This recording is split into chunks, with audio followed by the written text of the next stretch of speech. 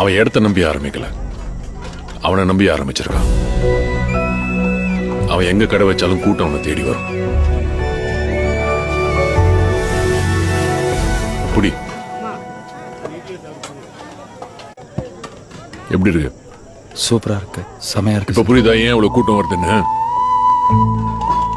திருநெல்வேலியில இருட்டு கடை பத்தி தெரியுமா? தெரியும் சார்.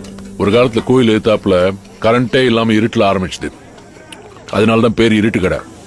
ஆனா இப்ப கோயில் எங்க இருக்குன்னு கேட்டா இருட்டு கடைக்கு எதிர்க்க இருக்குன்னு சொல்லுவாங்க. ஒருத்தன் நினைச்சா தன் திறமையால ஒரு லேண்ட்மார்க்கே மாத்த முடியும்ன்றதுக்கு அது உதாரணம். ஒரு பொருள் அங்க மட்டும்தான் கிடைக்கும்னா அது எங்க இருந்தாலும் கூட்டம் தானா தேடி வரும். தோ இந்த மாதிரி பூவை தேடிதான் எப்பவும் வண்டு வரும், வண்டை தேடி பூ போவாது.